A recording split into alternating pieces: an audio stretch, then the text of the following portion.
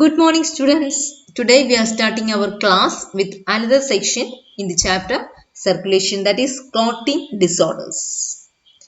Listen to that heading, clotting disorders. The normal cascade or pathway of clotting we have already studied in the last class. After understanding that, we are going to learn about the disorders that may happen for that normal clotting process.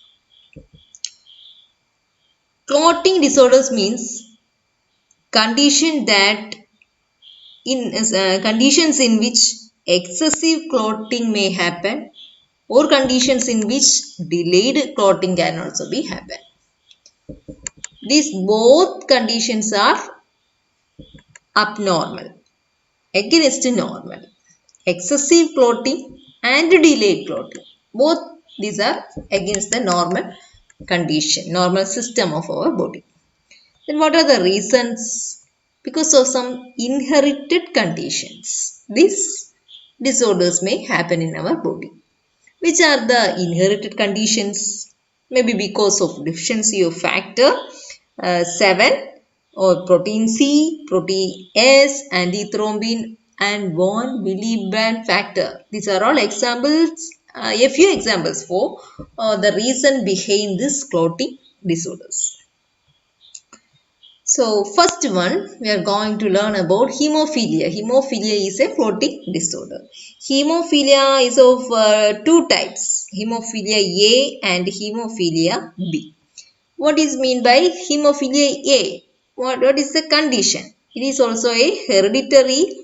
It's transmitting from one generation to next generation. Hereditary bleeding disease. And that means for normal clotting, prolonged time is taking. So much time is taking for a clot to be formed at the site of wound, and is hereditary. That's a hereditary bleeding disease.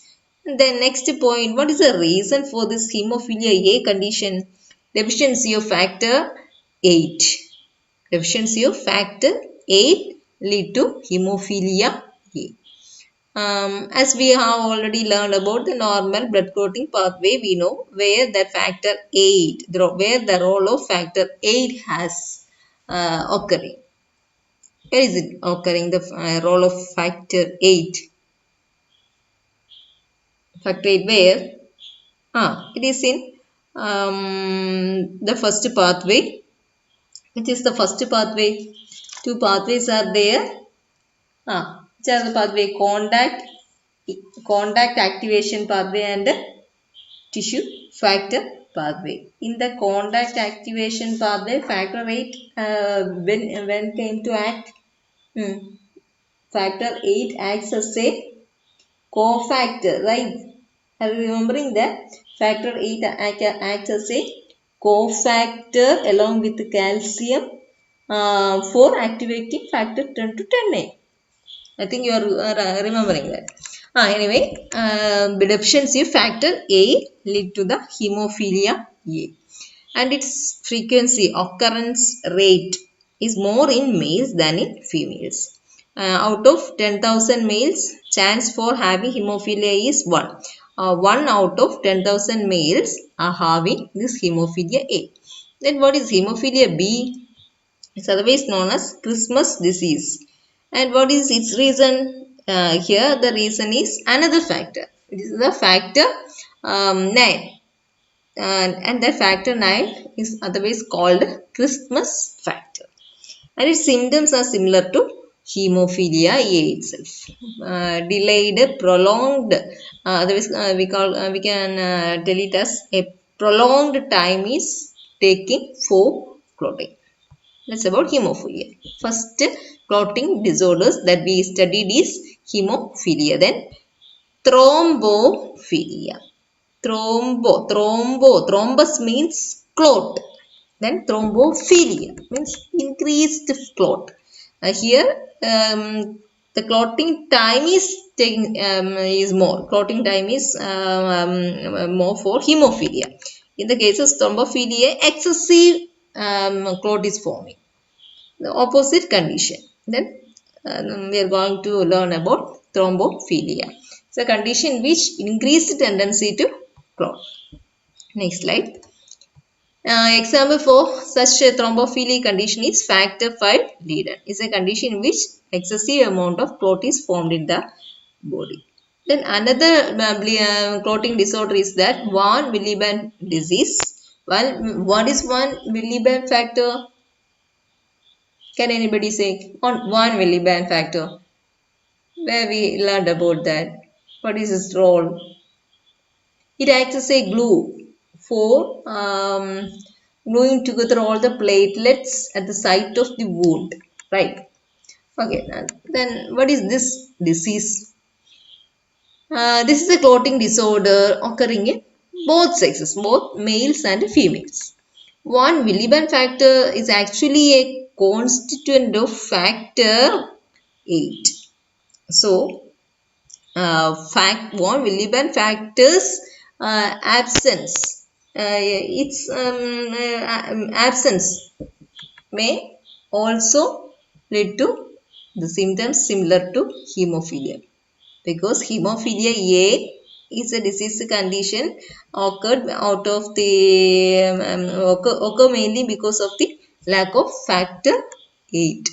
And since von Willebrand factor is also a constituent of factor A, this condition also may lead to symptoms or conditions similar to hemophilia A. Okay. Next clotting disorder is thrombosis. Thrombus we mean clot. So what is thrombosis? Formation of abnormal clot within the blood vessel. Whenever inside the blood vessel an abnormal clot is forming, that condition we can call as thrombosis. And what is the reason for thrombosis to occur? It is mainly caused by injury or maybe because of some infection to the blood vessel's wall. Then there are two terms that we need to understand. Embolus. Embolus means is a freely flowing clot through the blood vessel or any area. So embolus means a clot itself is freely floating in the body through inside the blood vessel. Then ischemia. Ischemia means what is a condition in which blockage may happen inside small blood vessels, mainly because of the clogging by embolus. Clogging means it is blocking the blood vessels. That freely flowing clot is blocking the blood vessels.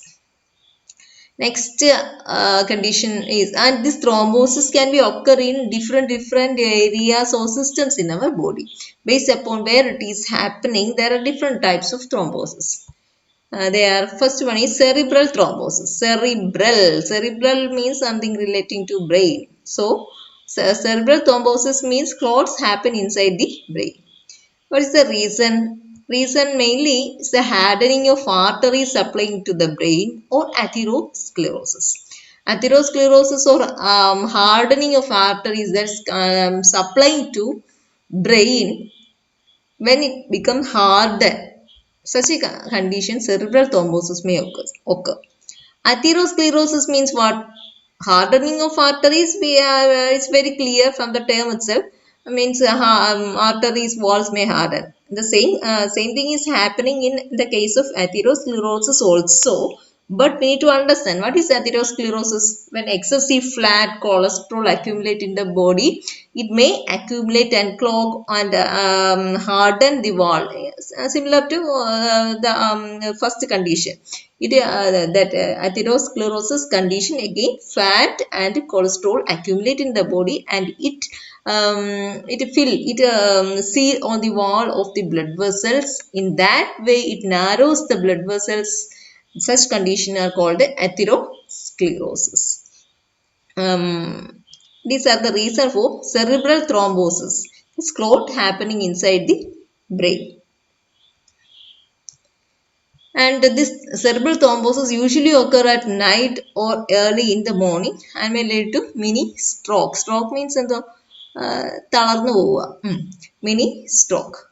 Then pulmonary thrombosis. Pulmonary means something relating to lungs. Here the clot is formed inside the lungs. if lungs, that the clot is form, if a clot happen to form inside the lungs, what will result?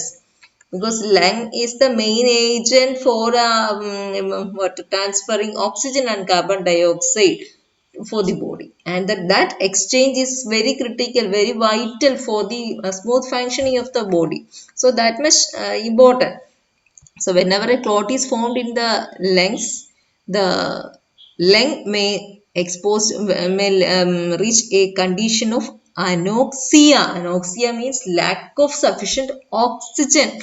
Anoxia, this term we have learned in the chapter respiration, right? Okay, so whenever such a clot is formed inside the lungs, the lung may experience anoxia, lack of sufficient oxygen, and it may affect the functioning of the lungs. That condition is called pulmonary infarct. A part of the lungs become inactive. Then coronary thrombosis. Coronary thrombosis, as the name implies, is a clot in the coronary. What is coronary artery? I think everybody know that coronary artery means arteries or blood vessels supplying to heart. That blood vessels are called coronary arteries. If that coronary arteries get clogged with clot, such a condition is called coronary thrombosis, and it may lead to heart attack. Then another bleeding disorder, that is, sorry, clotting disorder, cerebral hemorrhage. Cerebral means brain, hemorrhage means bleeding. So cerebral hemorrhage means bleeding in the brain, and it may result in the stroke. Purpura. What is purpura? Purpura means red coloration or any discoloration of the skin. And what is the reason for getting that discoloration? Maybe mainly due to bleeding underneath the skin, or in organs, or in the mucous membrane inside our body. All these reasons may lead to discoloration of the skin. Such condition is called purpura. This will be asked for 1 mark question for your exam, so note that point. Next slide. Next, by this way, by up to here, we completed the clotting disorders. Next is another section that's about anticoagulants. Clotting disorders as a separate area can be asked as a question for the examination. And this anticoagulants, which are the anticoagulants and how they act? Such a question can also for 4 mark question for your examination. So don't omit these areas. Anticoagulants. Anti means against. Coagulants means some agents that is helping in coagulation, clotting. That means there are some substances that is preventing clotting. They are called anticoagulants. We are going to learn about anticoagulants. What is anticoagulant? First point. Anticoagulants are certain substances that inhibit the normal clotting pathway in our body. Different types are there, 2 types, endogenous and exogenous. Endogenous means the anticoagulants that are naturally present inside our bodies, not supplemented from outside. We synthesize in the body itself. Such type of anticoagulants are called endogenous anticoagulants.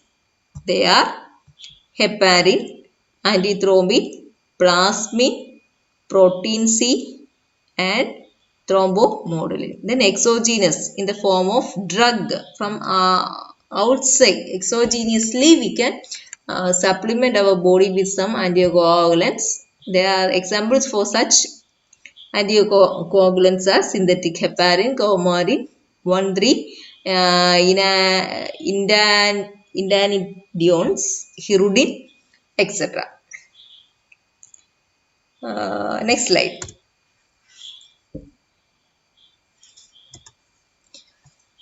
First, endogenous anticoagulant. That is heparin.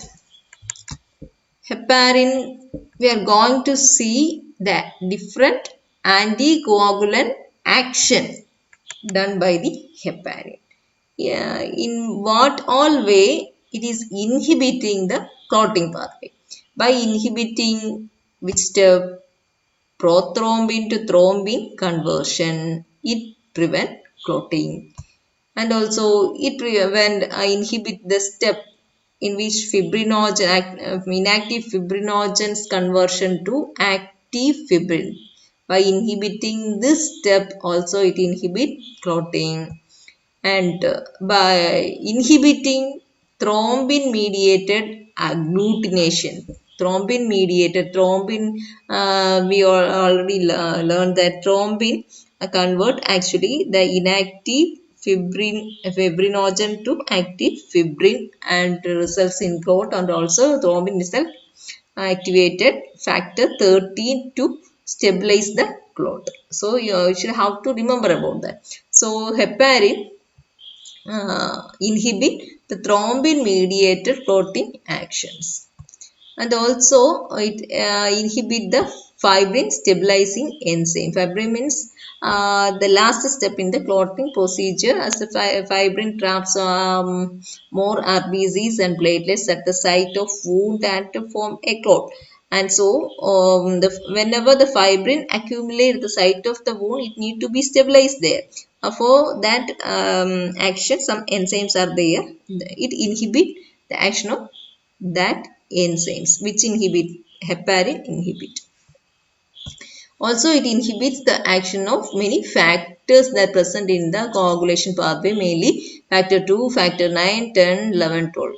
2 only is different. The others are in the serial order itself. 9, 10, 11, 12. It's very easy to remember.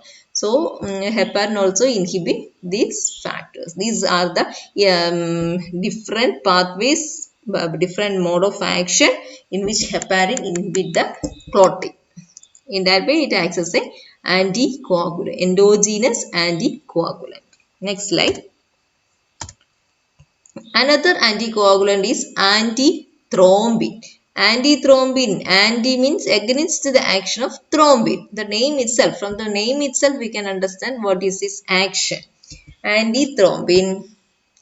Antithrombin. What is antithrombin? It is a globulin. What is antithrombin? It is a globulin protein. And what is its amount in the body normal concentration? Approximately 2 to 3 millimicron is the amount. 2 to 3 millimicron. And what is its action? How it acts? After normal clotting, whenever a wound is happened in the body, normally at to what extent a normal clot need to be formed is forming there. After forming this clot, even then there is excess amount of thrombin are present. If that thrombins are still remain there, it may result in the spreading of clot inside the blood vessel, and it may result in the clogging of blood vessel much more extensively. So we need to prevent that. We need to inactivate that excess thrombin that present almost near to this normal clot. So there happened the significance of antithrombin. What is antithrombin is doing here? This is the excess thrombin molecules. So antithrombin binds with this excess thrombin and inactivate. In that way, it prevents the further spreading of clot formation. That is the action of antithrombin. So, we can understand that it's very significant if it acts in proper way. And also, this antithrombin inhibit other two agents in the normal clotting pathway, factor 10A and serine protease. So also significant agents, main agents in the clotting pathway. By inhibiting these two agents also, antithrombin prevent further spreading of clotting. Next is another anticoagulant called plasmin. Plasmin is inactive. Normally in the body, plasmin present in its inactive form.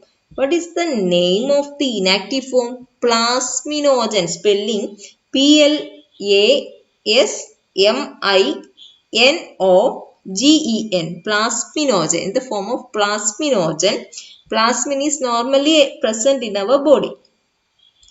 So, what is the action?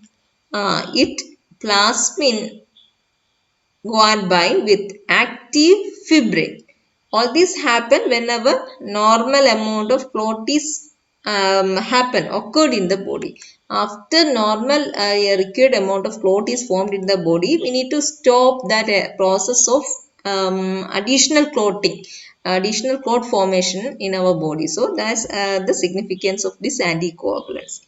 So what is plasmin is doing here? Plasmin go and bind with the excess active fibrin and make it convert it to inactive fibrinogen. So you cannot anymore trap any RBC or platelets for spreading the further clot formation. Next, there's no chlorine. Next is protein C. Protein C is another anticoagulant. Well, what's about the protein C? How it acts?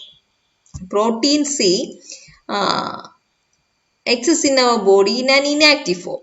When excess amount of thrombin is present in our body, that excess thrombin go on bind with the inactive protein.